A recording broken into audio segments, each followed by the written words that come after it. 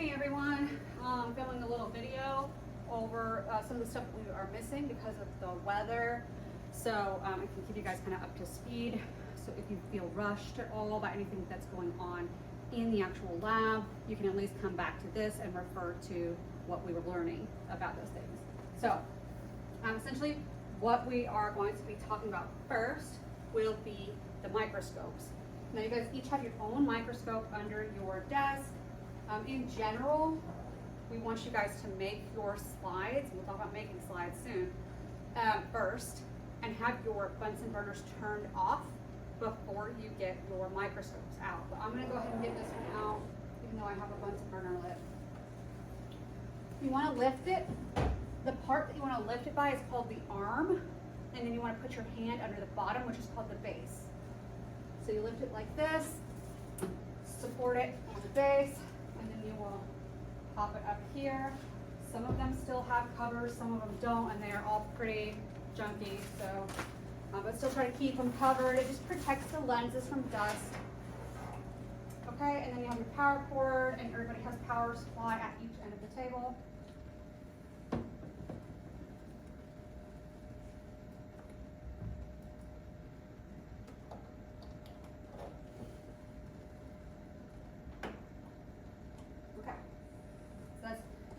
Power will plug in the back. You're going to have the microscope with the eyepieces or the ocular lenses, whichever what you want to call it. Those are both accurate terms for that. Facing towards you, so you could be looking into it. The way that you turn it on, there's a little switch at the back. The light will come on.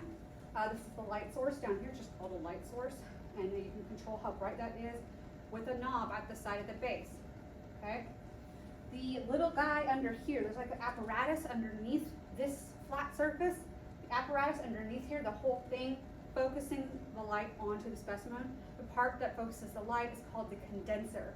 If I were to switch this switch back and forth, that's right at the condenser, it can also control the amount of light that gets on the specimen and not just the wheel for the light source. This part that you can slide back and forth, that's called the diaphragm. That controls how much light gets to the specimen. Next up, we have the stage. Whenever you guys are putting your slides on the stage, the stage is the part that holds the slides. You will want to take your slide, and there's a little lever that kind of goes back and forth. You kind of open it up gently with your hand and pop your slide all the way back in there and secure it by letting go gently of that little arm to keep everything in place and secure. Don't put it in there weird. I don't want to come over there with you guys like halfway in there and whatever. Like, no. So just be aware of that. So that is the stage that holds the slide with the specimen on it. Underneath the stage, at the side, there are a couple of knobs that you can turn, and I suggest you become familiar with them. That's how you move your slide around to get to different parts of your slide. Definitely become familiar with them. I don't want you guys pushing your slides around. I don't want you pushing the stage around or anything like that. You move your slide by moving those knobs under there, okay? That's how you move that. The next part, we'll just go up. This is the nose piece. This thing that you would call like a wheel, that's the nose piece. The nose piece has all of the objective lenses on it, so you can just rotate between them. The objective lenses are these guys that are down here. That's the part that magnifies the specimen. They come to see the specimen first, and therefore their magnification creates the real image. We have different levels of magnification. We have the smallest being the 4x, then we have the 10x, then we have the 40x, and then we have the 100x, 100 times magnification. So looking at something 100 times larger. Okay. The 100x is the one that you use the oil with. You don't use the oil with any of the other lenses. You never use the oil with any other lens besides the 100x. I'm saying it now because we're going to be looking at something under 40x later on, and you guys are going to want to pop it onto 100, and then you can't do that. So then you're going to try using oil on it at the 4, and you know, okay? 100x, please. So that's the oil one. What else do I want to say about these? What you want to be sure of whenever you, whenever you first get your microscope out, your stage should be lowered all the way down. Now, what do I mean by that? There are these knobs on the side of the arm, like down the bottom of the arm, that you can turn These are called your adjustment knobs. The big one is called the coarse adjustment knob, and the little one is the fine adjustment knob. So it's the little one, the one in the center over here on the side. Coarse adjustment is big move. It's the big move of the stage to closer to or farther from the lens. So that's what's going to create big changes in focus when you're looking through the eyepiece, okay? So don't, so you want everything to be down on the bottom when you first start out, right? And you don't start out on your 4X, always start at the lowest one, and then we'll work our way up from there. So we'll start at 4X, and then you can find, you know, by looking through this eyepiece, oh, it's in, you know, focus right here. So then, once it's in focus there, then you switch, don't touch anything else. Switch over to the 10X. You will adjust this only with the fine adjustment, the tiny knob. So you only use the coarse on the 4X, and then you should only be adjusting from then on as you move up. And then you'll fine adjustment on the 40. When you find it in focus there, then you will do fine adjustment again, very slowly on the 100X. Why should you go slowly and why should you do all this? Because if you move it too fast up against those lenses, it could break the actual lenses. It's absolutely possible to do that, and it's extremely expensive to get it fixed. You can also crack the slide, and that can become, you know, a safety hazard. So please follow those rules. Start at the 4X and work your way up gradually. The more you do this, the quicker you'll be at it. Of course, if you have any problems finding your specimen or getting focused at all, I'm happy to help you guys, especially at first. Eventually, I want you guys to prove to me that you can use a microscope, but at first, I'm happy to help. So yeah, so that's your nose piece, your objective lens, your adjustment knobs. Did I miss it? Oh, right, the eyepiece. The eyepiece, or the ocular lenses, like I said, this part you look through, it also has a magnification to it. It multiplies things by 10 times. So 10x multiplication or magnification. You look through it, and that magnification that you actually are seeing will be the virtual image. The virtual image is what you get from the ocular lens, okay? So real image, objective lens, virtual image, ocular, okay? When you look through, you can move these eyepieces closer or farther apart, if whatever's comfortable to you. They also can focus themselves a little bit in and out if you have, you know, differences in your vision in your eyes. Whatever is comfortable for you. But once you have it set, you know, it shouldn't be too much to mess with. So it has 10x magnification. I told you that, you know, down here these have like 10x, 40x, 100x. So what is the overall magnification? Well, that's easy to figure out.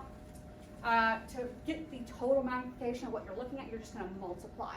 So if your eyepiece is 10x and you're looking through the 40x lens, the actual objective lens says 40, your eyepiece is 10, you multiply those together, that's 400 times magnification. Okay? So that's how you would get that magnification. Do remember that. It's on, I think, every lab exam. So be aware of it. When you are cleaning the microscope, you want to clean the lenses themselves of the objective lenses, as well as like the eyepiece that you're looking through.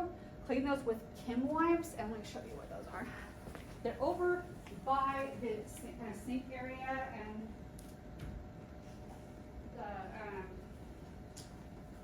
what is it called, disinfectant thingy. But they look like this. It says Kim wipes, Kim Tech, whatever. It's this. There's not any others in the room, so this is what you use to clean on your lenses. It's just a softer paper, so it's not damaging to the actual glass, not causing any scratches or anything. So oil, like I said before, I'm going to say it again. Oil is for the 100x lens, the highest magnification lens that we have on our microscopes. Only 100x. Always start at the lowest and work up. Course adjust only on the lowest. When you start working up, we said we were going to do up here, you will use the fine, the little one on the outside, okay? And like I said, this is going to get way easier to use as we continue on through the lab. You'll be pretty familiar with how a microscope works, okay? So the next part of this is the actual staining of your specimen. I'm just going to be using some of the old stuff that was sitting on the table from you know, from Ice-mageddon or whatever this is. I barely saw any ice, but that's fine. Anyways, yeah, so we're gonna use one of these old specimens. Some might be contaminated. I don't really care. That's not really, this part is not the concern. We just wanna see what these cells look like when we stain them, right? So, I'm gonna be using 27. It says it's 27 anyways. I don't know what it is now, if you guys contaminated it or not. But, and it's been sitting out in that, on these tables this whole time. But whatever, that's what I'm gonna be using. Okay, so stains.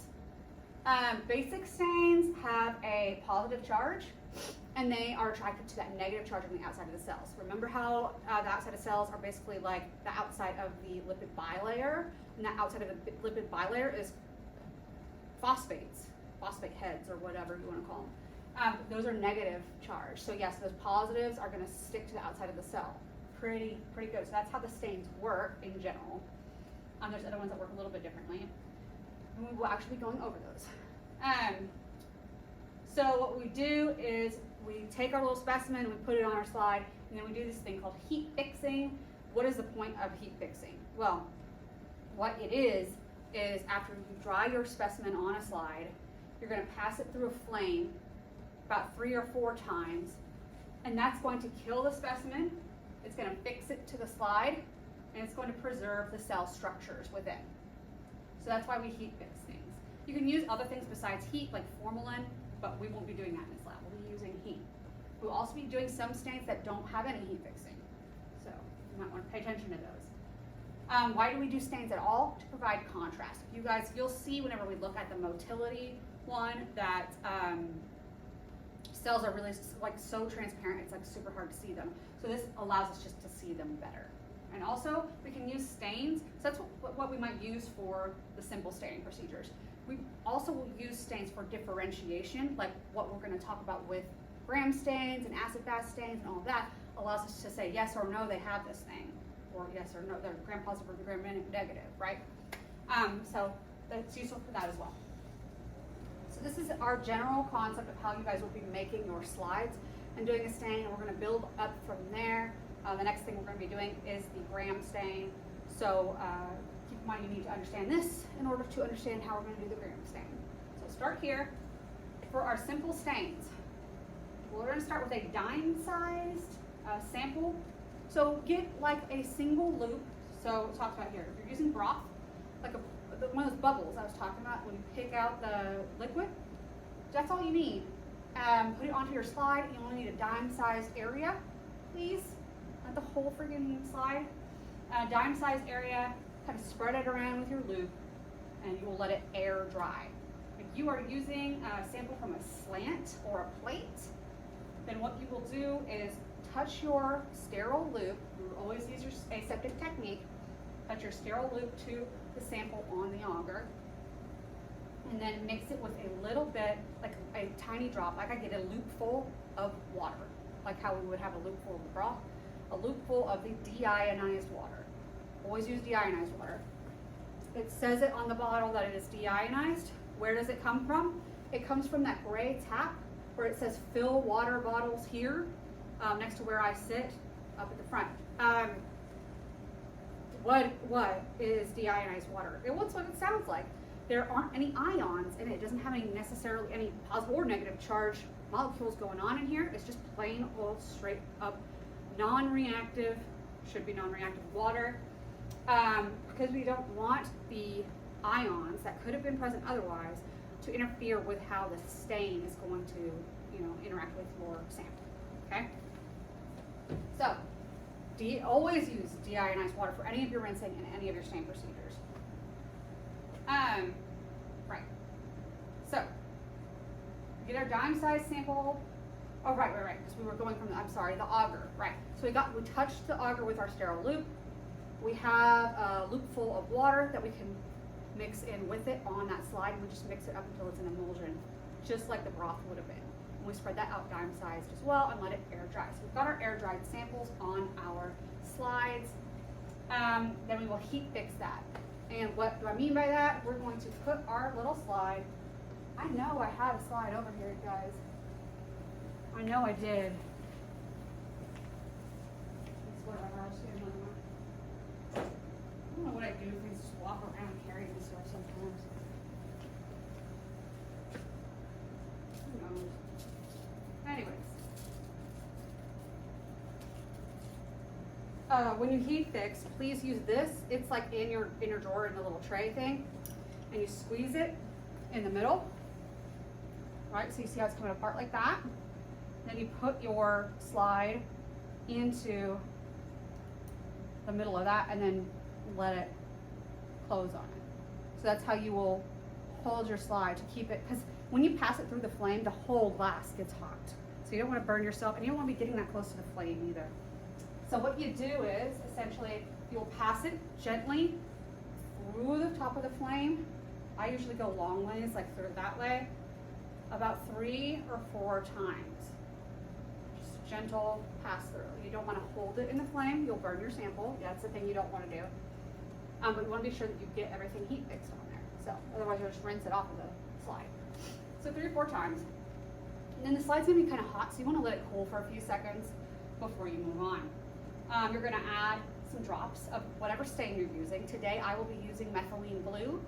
It's just a stain, whatever you know for yours. And when you guys do your simple stains, use methylene blue. You can use crystal violet, that's fine. Or you can use saffron. Those are fine. Whatever.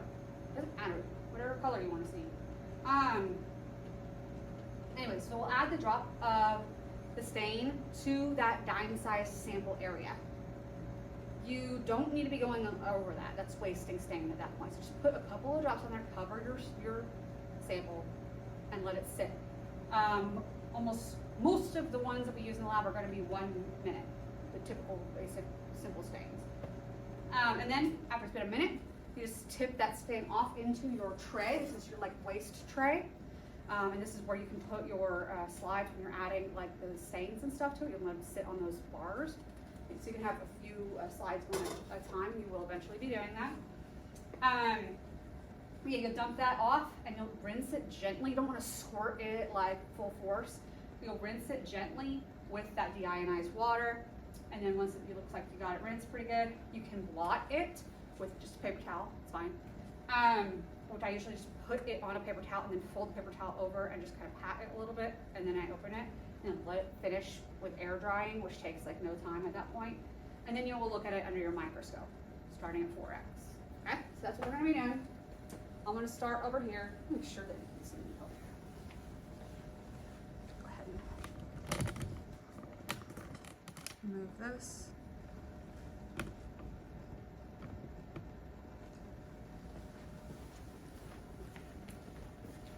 Oh, right, I put it on the microscope.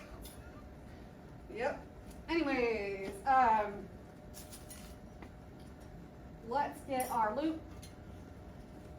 I'm gonna move my microscope over. If you guys have to move your microscopes like I'm about to do, please be very careful and lift it at least a little bit. Don't just slide it, because that like it does that skipping.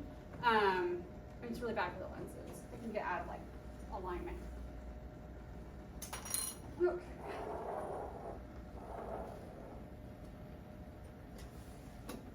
Okay, we're going to heat up our loop, glowing orange all the way down. We'll let it cool for just a touch.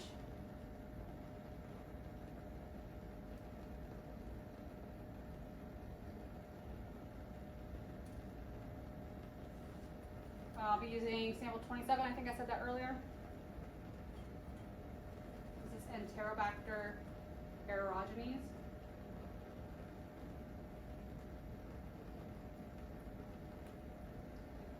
We're going to flame your opening.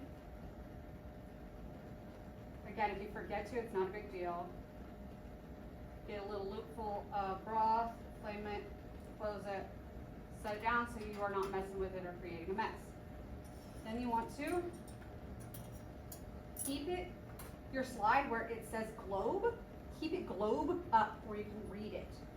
That'll help you remember what side your specimen on. Everybody gets confused with some of these things that we do. It can be confusing what side you put your specimen on. Keep it globe side up. Keep the white part where you would write on it at your left, and then you won't have any problems.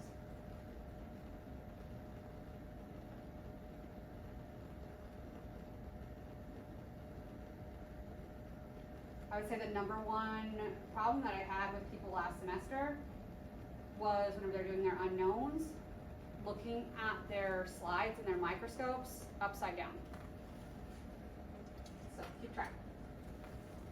All right, if you added your specimen on here, if you are doing it thin like I'm telling you to do, if you are doing it thin like I'm telling you to do, and not super thick, and especially when you get to using the ones off of like plates or slants and whatever, it should be pretty quick at drying. I don't mind too much if you are careful to wave a paper or a controllable book. I don't want you throwing anything at anybody, but getting a little bit of airflow over it to help it dry, I understand. Especially for those of you in my late class where lab goes to 8:30, I don't want to be there either. So let's get these things drying quick.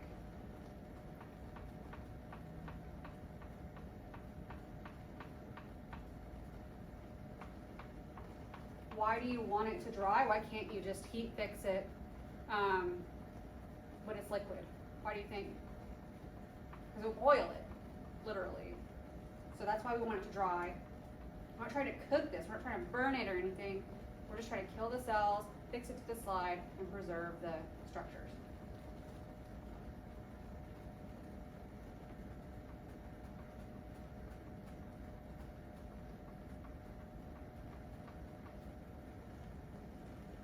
Okay, it's dry.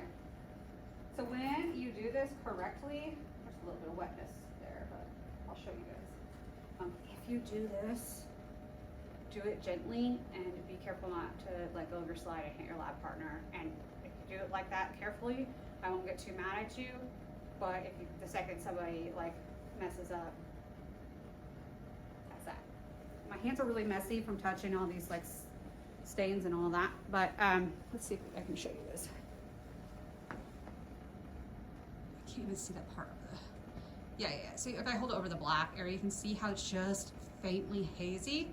Faintly hazy is what you're going for, okay? And yeah, this is a little bit, it's pretty close to dime, so just a little bit bigger than dime size, but that's about the size you want to go. You don't want to go any bigger than that. Okay? And that's just one bubble of broth. You don't need a ton. So put it on your little holder in that, frosted area, and then you're going to pass it into the flame. I usually go 3 or 4 times, and I tend to lean towards 4.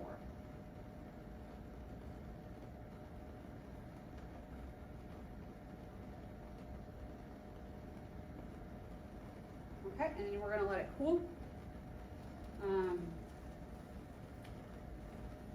So you can, at this point, you can move this to your tray to cool if you want. Like if you have other things to do for lab that day.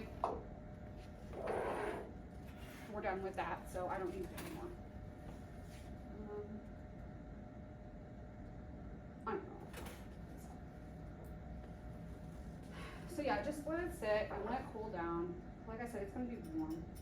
If you put the stain on it whenever it's too warm, it's going to sizzle and boil. So let's avoid that. If you want to check by touching it to see if it's cool enough, just gently tap the sides first. Don't just go grabbing it, because it really will be very hot sometimes. They don't believe me when I tell them that, but it was just in fire. So that's pretty cool. I'm happy with that.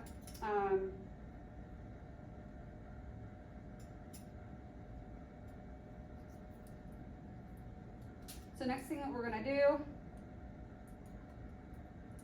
so I'm using, again, methylene blue. No real reason, just chose it because. Put some healthy, maybe 2 or 3 drops, and they'll spread out over your growth area. You don't need any more than that. That's fine. It's literally, I put the amount that covers my growth area. Let it spread out and do its thing. And then we're gonna wait for a minute, for an entire minute.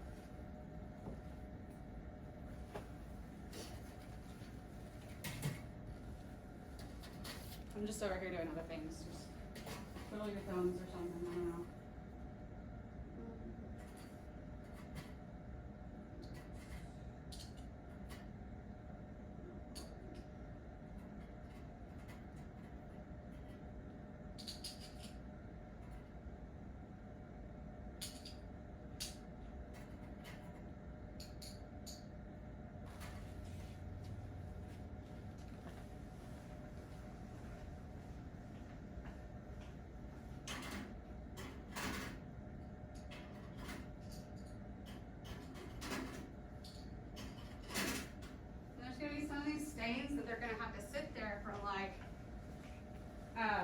5 or 10 minutes, or even sometimes longer. So be aware of that, you could just be sitting there. Might be a good time to study for the next thing. Okay, so if you want to keep from getting stain all over your hands, then you want to switch back to using that little holder guy, okay? And we say dump it off, literally you can just turn it to its side and dump off that stain into your little tray. There's not very much, but you know. And you want to hold your slide at kind of an angle so that you're running your water down it gently. You see how gentle that is? I'm not squirting it hard. Just like the gentlest that you can get, but still have a stream. And I like to rinse it off front and back because some of the stain sticks onto the back. It's not helping the sample any to do that. What it's just doing is helping me determine if I've rinsed it enough. So I usually tap my slides a little bit on the side of the tray to get like big blobs of water off. Let my slide sit down onto that paper towel and fold it over, and this is how I do that. I'm not really showing you very well, but literally just put my slide down and fold over my paper towel and kind of tap it gently. Do not rub it. You pick it up, and it's still gonna be a little damp, that's okay. Again, don't poke your lab mate in the eye. I don't mind if you do this, if you can be careful, okay? You can put it to blot again if you want to, that's fine too. I'm gonna show you what the slide looks like. Kind of, I see if I can get it through the camera. I'm using my phone. It's an iPhone 14 Plus. I know that sounds bougie and fancy, but I had an iPhone X and it just died on me over the break. I've never had any problems with it whatsoever. And it just turned off, and that was that. Like, it's just done. It pieced out. So now we got a new phone. So yeah, so we'll see if we can see that. Get it to focus. Come on. You can kind of see that blue smudge there. I really can't get it to focus, but that's okay. You get the idea. There's a little bit of blue smudge. It's like barely visible, right? So you see how you can just see it? Okay, so let's look at it. So I'm gonna actually face you this way. Get you a little bit closer so you can see it better. Okay. I have my own microscope. It's this one here. And so I'll do just like I told you guys to do. I'll start with my stage all the way down. It's really hard to turn it on this one, but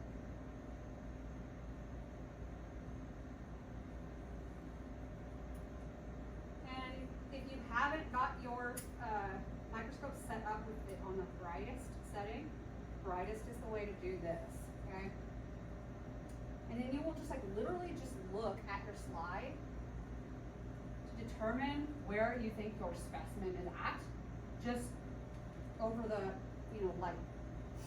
And now that we've got that 4x lens position, we've got the light on bright, we can use that coarse adjustment knob.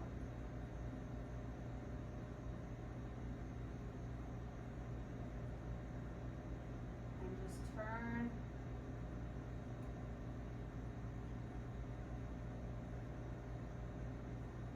So you start seeing something.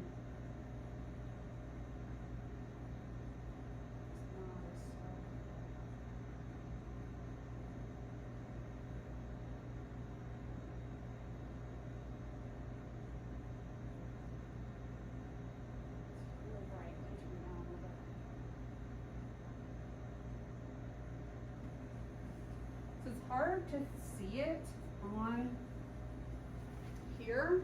Yeah, it's really hard to see it on here. The other ones are going to be a little bit easier to see. But what I have actually, if you could see it on here, let me see if there's any.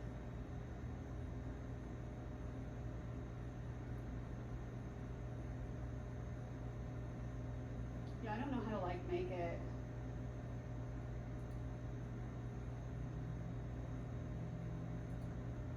I have to play with it some other time, but so you look for what looks like clear picture of little dots all over the place. In this case, mine are blue. As we go up, we'll be able to see what I'm talking about a little bit better. See if I can focus on her. Okay, so we've got this into focus. You can see it clearly on your thing. You will turn it, just turn it. You don't need to move anything. Just turn that nose piece over so you're on the 10x. And then, yeah, it'll be blurry at first, but just do the fine adjustment. You won't know for sure which way you'll have to go, always, but just fine, and work it slowly. Okay, so we're getting there a little bit. It's still a little hard for you guys to see on the, I don't know if it's,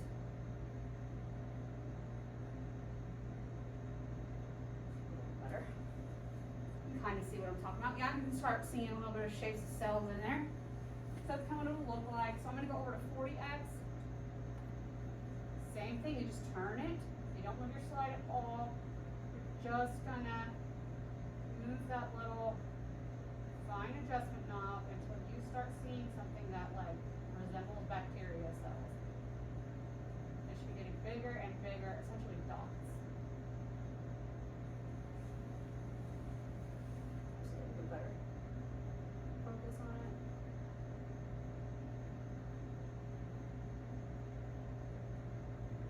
That was about as good as we got. Okay, so that's not exactly what it looks like for me, but you get the idea. So now the next step is going to be moving to your 100x. That's your last lens. What you will do is you will move your lenses so that neither of them is going through your sample. There'll be a space in between. Then you will grab the oil immersion thingy, immersion oil, I should call it. And it has a little stick inside. That's all it is. And you'll get it, basically you'll have like some oil sitting on the end of that stick. All you need is like a little drop from that. You'll just touch it to your specimen over the light, where your lens is going to go. Remember, that's just your 100x, so you wait till you're ready for that. Then you will switch your lens over to the 100x, and again, slowly with that fine adjustment knob, until you start to see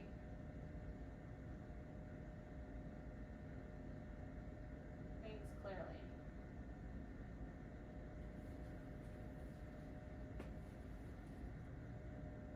These guys are hanging out. I'm really trying to get this focused. I don't know why it's so far out of focus.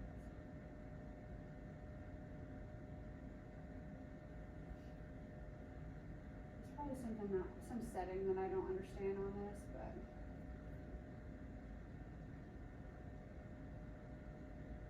well, whatever, I'll play with it some other time. But yeah, so these guys, whenever you can kind of see it on this, that back one is a little bit clearer, but you can see that these guys are kind of pairing up a little bit, like Diplo.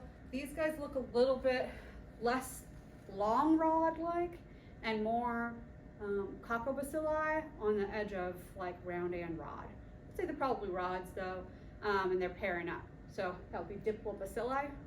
So that's how you would say their shape and their arrangement. Anyways, you get the idea. So the simple stain has allowed us to see those cells, and now we can make some, conjectures about those cells. So that's pretty cool stuff. So I hope you guys learned something from this. I don't know if you did. But I do hope that it makes it a little bit easier when we do come back for you guys to pick back up. And then this makes a little bit more sense. I did want to get this stuff out to you before the Unit 1 exam because next I'm doing a video on the gram stain. So that stuff has some information that actually applies to Unit 1. So yeah. But yeah, when you were done with your slide, we looked at it, yay, we saw that stuff. And now we're done. Then you go put it in the sharps container. That's it, right? And then clean up your area. When you're putting away your microscopes, wipe off your lenses, please, with that paper. Make sure your light is turned off, your stage is all the way down, and your lens should be on 4. If I continuously have problems with somebody putting their microscope away incorrectly, like I will have the next class get their microscope out and like tell me if it's not set up correctly. And whoever was sitting in that spot, I don't know, we'll have something special happen. That's not great, but we'll figure it out. I'm not big on punishment. We'll figure it out. We get talking to. So that's that, and I will see you guys hopefully pretty soon. All right.